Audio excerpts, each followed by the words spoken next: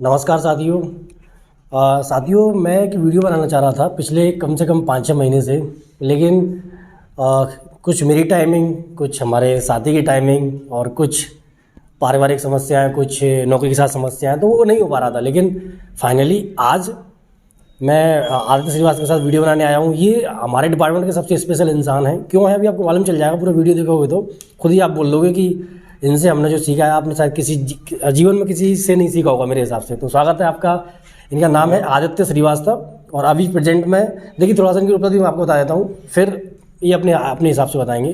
Present में ये one रक्षक हैं, मध्य प्रदेश वन रक्षक, और कोर्ट का काम देखते हैं। ये जो फॉरेस्ट में जो कोर्ट होता है ना, उसका काम देखते हैं। साथ में दोस्तों MPPSC मेंस भी दे चुके हैं और शायद 10-15 दिन में ये नौकरी छोड़ने वाले हैं फॉरेस्ट गार्ड की। क्यों छोड़ने वाले हैं इसके बारे में पूरा बताएंगे आपको। तो आदित्य श्रीवास्तव, स्वागत है आपका हमारे चैनल पर। धन्यवाद भाई सुनील।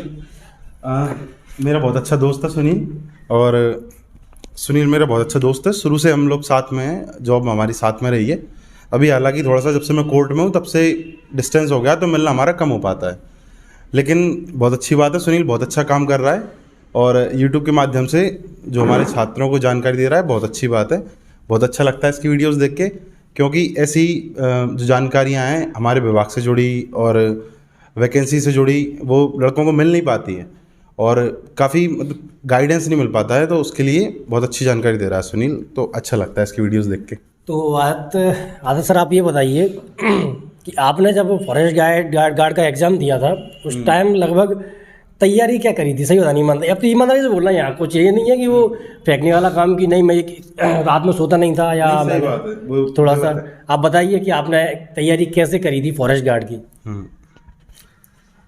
हमारा जो फॉरेस्ट का एग्ज़ाम हुआ था, हमारी ज्वाइनिंग 2016 की है और एग्ज़ाम हमने 2015 में दिया था, शायद अगस्त में। तो उस टाइम पे कुछ नहीं था। मैं यहीं पे एक नॉर्मल सिटी में अपने यहाँ शिवपुरी में, यहाँ पे एक कोचिंग बस जाता था। कोचिंग में डेली बस मैथ और GS का एक पीरियड, एक क्लास लेता था 1-1 घंटे की, और बस उतने बस उसी के लिए रेगुलर रहा हूँ मैं। और इसके अलावा मैंने मतलब सेल्फ स्टडी उतनी ज़्यादा नहीं करी, लेकिन ठीक है, फिर भी अच्छा गया है। और एग्ज़ाम, उस टाइम एग्ज़ाम भी थोड़ा अलग पैटर्न था, केवल GS आता था और मैथ आता था, तो उसको दिया है। और बस रेगुलरिटी जो होती है ना पढ़ाई में, भले ही आप कम करें, लेकिन अगर डेली कर रहे हैं तो उसका रिजल्ट बहुत अच्छा मिलता है समय के साथ। मतलब ऐसा नहीं होता जैसे पेपर आया, आपने 3-4 महीने तैयारी करी और आप सोच रहे हो उसमें सिलेक्शन हो जाए, तो ऐसा कई बार नहीं हो पाता है। लेकिन अगर आप 1 साल से 1.5 साल से किसी भी पढ़ाई में थोड़ा भी रेगुलर हैं, भले ही आप कम पढ़ते हैं लेकिन रोज़ पढ़ते हैं, तो आपका सिलेक्शन आज नहीं तो कल निश्चित है।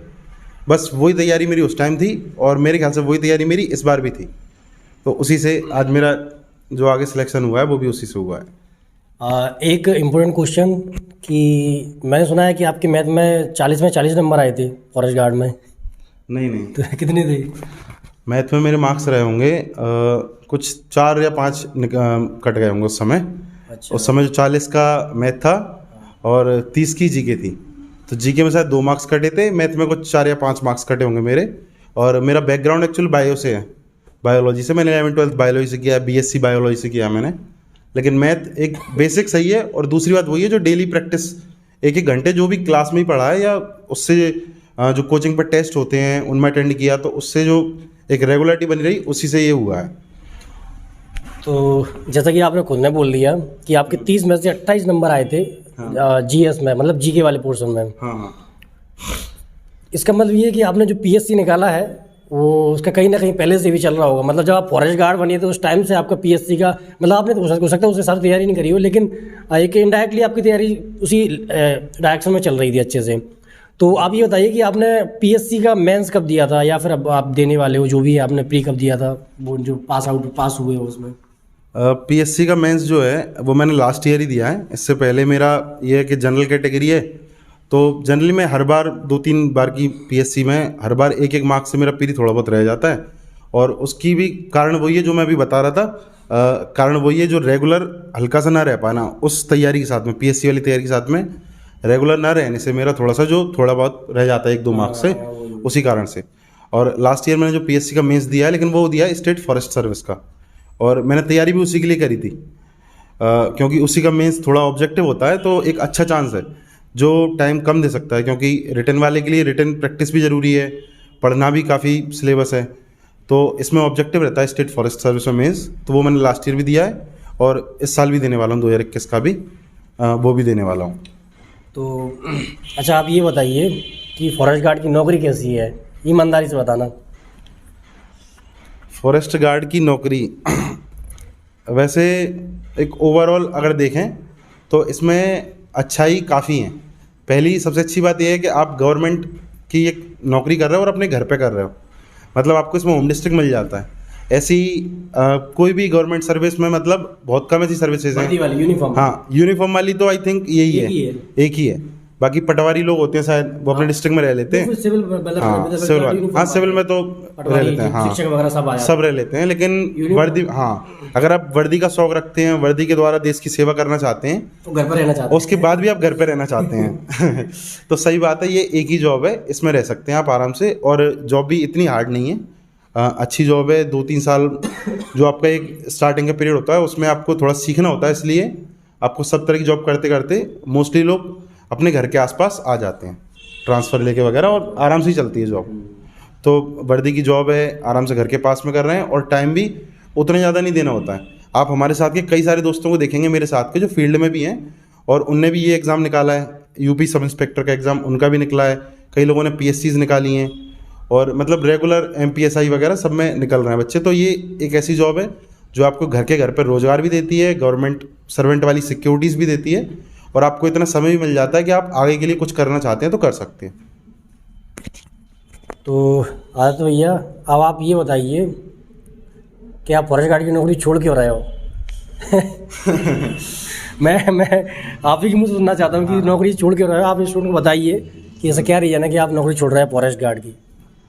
वाकई में मतलब एक्चुअल में मेरा क्या अभी सिलेक्शन हुआ है Uttar Pradesh police sub inspector के लिए, तो उसमें मुझे जाना है और उसकी वजह से मैं नौकरी छोड़ रहा हूँ क्योंकि मैं अगली वर्दी में जा रहा हूँ। थोड़ा सा ग्रेड भी ठीक है और बस, हालांकि ये जो घर परिवार और सेटलमेंट है ये सब भी छूटेगा।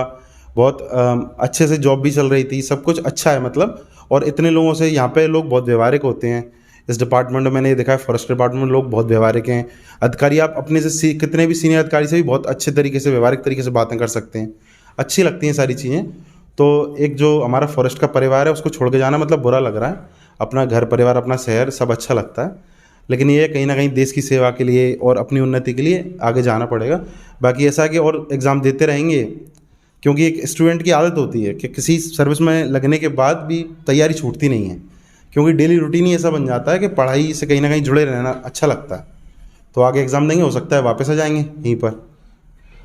तो मतलब इनका मतलब ये है कि आप कितनी भी कोशिश कर लो, जानबूझ के भी आप पढ़ाई नहीं छोड़ सकते एकदम से। हाँ ठीक है, आप देख दो 2 दिन 10 दिन 15 दिन महीने भर भी आप स्किप कर दोगे, लेकिन फिर भी आपका मन करेगा कि भाई आज किताब उठा लो यार। बिल्कुल बिल्कुल। मन नहीं मान रहा, भले ही आप पेपर एग्जाम की तैयारी नहीं कर रहे हो, लेकिन आप पढ़ लोगे, मन नहीं मानेगा।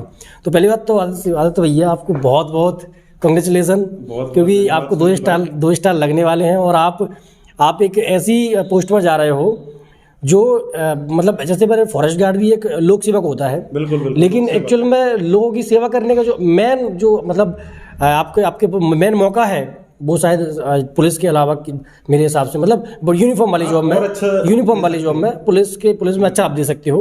और उत्तर प्रदेश वो भी सब इंस्पेक्टर बहुत वैल्यूबल जॉब है।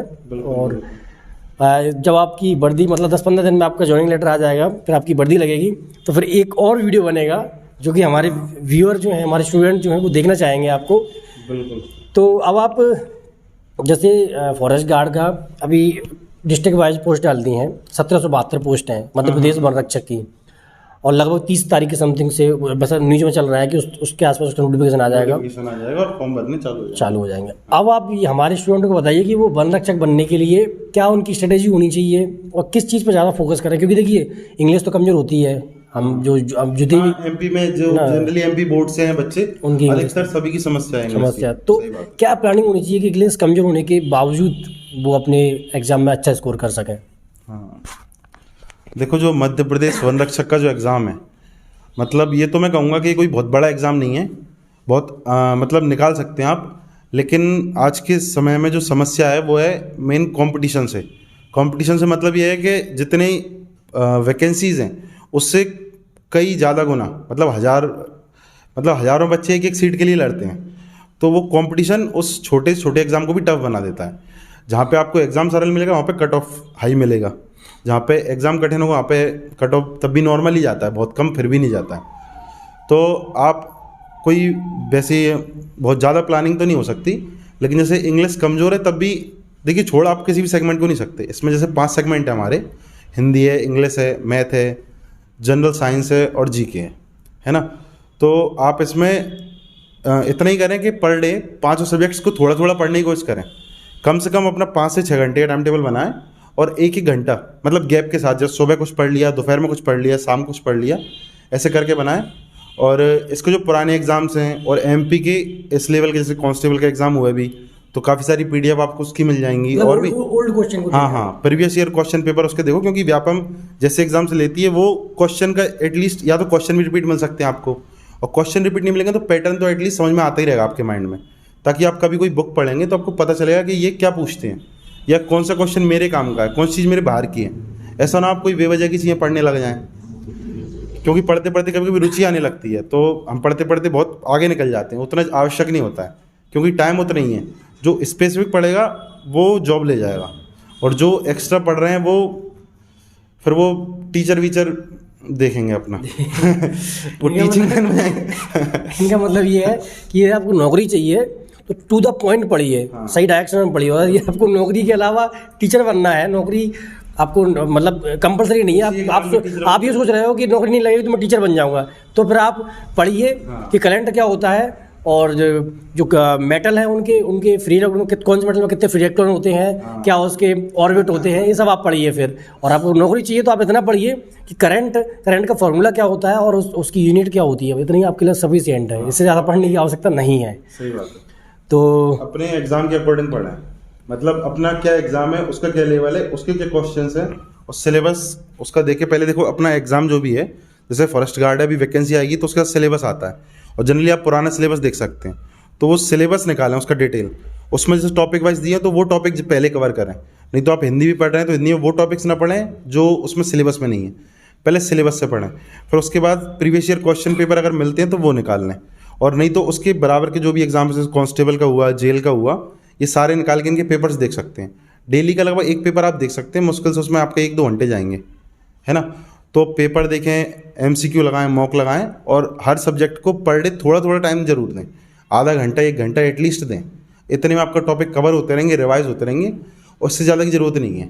पेपर इतना भी आप अगर कर लेते हैं रेगुलर, 3 महीने 4 महीने जितना भी टाइम मिलता है, आपका पेपर श्योर निकलेगा, मतलब 100% है कि आप कोई ना कोई सिलेक्शन ले ही जाओगे।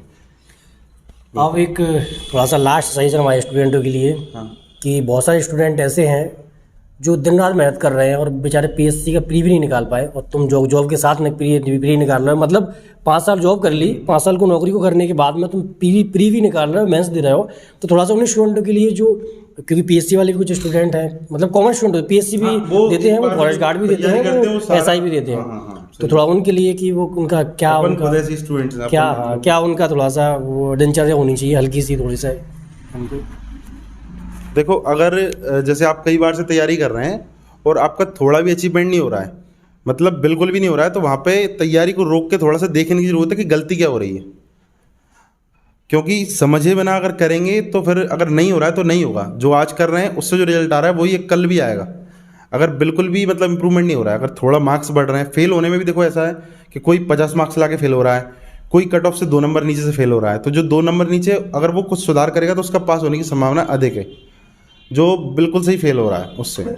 तो अपना थोड़ा सा देखें कि क्यों हो रहा है, और फिर उस हिसाब से वही बात है। देखो, अगर आपने प्रीवियस ईयर क्वेश्चन नहीं देखे हैं, सिलेबस नहीं देखा है, अंधाधुंध पढ़ाई कर रहे हैं, केवल ये देख लिया कि हाँ जीएस में पॉलिटी आती है तो लक्ष्मीकांत उठा ली, कहीं से ही पढ़ना शुरू कर दी। अगर टॉपिक वाइज नहीं देखेंगे, टॉपिक वाइज नहीं पढ़ेंगे तो रिजल्ट नहीं आ पाएगा। और प्रीवियस ईयर क्वेश्चन मस्ट है, देखना ही देखना है, मतलब रोज़ करके देखो, सॉल्व करो, अपना पेपर मॉक दे के देखो, उनका एनालिसिस करो कि मेरी कमजोरी कहाँ पे है। हो सकता है आपका कोई सब्जेक्ट स्ट्रेंथ वाला है, आप उसी को टाइम दे रहे हो, दूसरे को टाइम नहीं दे रहे हो, अपनी वीकनेस दूर नहीं कर रहे हो। तो एक समग्र स्टडी करनी पड़ेगी आपको, मतलब पूरी सारी चीज़ों को देखते हुए। तो वो देख के जब करेंगे तो आपका ज़रूर मतलब सिलेक्शन होगा या आपका रिजल्ट अच्छा आएगा। तो बहुत लंबा वीडियो हो गया है तो भैया, सोचा नहीं था कि, लेकिन क्या है कि कुछ अच्छी अच्छी बातें जब होती हैं तो वीडियो की लेंथ नहीं देखी जाती, फिर जो स्टूडेंट देखने वाले हैं वो तो देखेंगे ही, देख लेंगे। और जो बैक के लिए देखते रहते हैं कि वैकेंसी कब आ रही करने है आते हैं और फिर जो रह ही जाने वाले हैं फिर वो तो वो तो वो नहीं देखेंगे, वो कोई नहीं। आदित्य सर आपका बहुत बहुत धन्यवाद, आप हमारे चैनल पर आए। और साथियों, हम जब भी इनको वर्दी लग जाएगी ना तो इनके जो स्टार हैं, सब इंस्पेक्टर के जो स्टार होते हैं उसको हम ज़रूर देखना चाहेंगे। क्यों? क्योंकि उसकी जो चमक है ना केवल इनके ऊपर रहेगी, बाकी आसपास के जो एरिया है, आसपास के जो लोग हैं उनके ऊपर भी उन स्टार की चमक जाएगी। तो आदित्य भैया आप ज़रूर एक वीडियो हमारे स्टूडेंटों को मोटिवेट करने के लिए आइए। बिल्कुल आएंगे, बिल्कुल ठीक है, जब आप वर्दी आपको लग जाए 10-15 दिन के समथिंग, मान लीजिए मैक्सिमम 1 महीना मान लीजिए। हाँ। इससे ज़्यादा टाइम तो मुझे नहीं लगता, क्योंकि पूरी प्रोसेस कंप्लीट हो चुकी है, मेडिकल हो चुका है, फिजिकल तो पहले ही हो गया था। तो साथियों, इनके उज्जवल भविष्य के लिए और आप सबके उज्जवल भविष्य के लिए मैं आदित्य श्रीवास्तव सर से कहूँगा कि हमेशा हमारे चैनल पर आते रहें। जब भी आपको मौका मिले चैनल पर आइए, और नहीं होगा तो मैं उनको अपना ID पासवर्ड दे दूँगा कि अपने यूट्यूब पर आपको लाइव भी कभी कभार आ जाया करेंगे, है ना। तो ठीक है आदित्य सर, कुछ स्टूडेंटों के लिए 2 शब्द। स्टूडेंट्स को कुछ नहीं है, बस मेहनत करते रहें, लगे रहें, रेगुलर रहें। सफलता एक दिन में नहीं मिलती, लेकिन एक दिन ज़रूर मिलती है। तो लगे रहें, रेगुलर रहें, कंसिस्टेंट रहें और बस मेहनत करते रहें। आप एक ना एक दिन सफल हो जाएंगे। बहुत बड़ी चीज़ नहीं है, सरकारी एग्ज़ाम से निकल जाएंगे एक ना एक दिन। बस ये कि अपनी पढ़ाई ना छोड़ें और हताश ना हो, बस बने रहें। चैनल को सब्सक्राइब करें, वीडियो को लाइक करें, शेयर करें, ठीक है। यहाँ तक अगर आपने वीडियो देखा उसका मतलब ये है कि आप वाकई में डेडिकेटेड स्टूडेंट है। हाँ हाँ, वाकई में डेडिकेटेड स्टूडेंट है। आप कुछ करना चाहते हो, कुछ कर जाएंगे वाकई में। चलिए दोस्तों, जय हिंद, जय भारत, ख्याल रखिए। जय हिंद, जय भारत।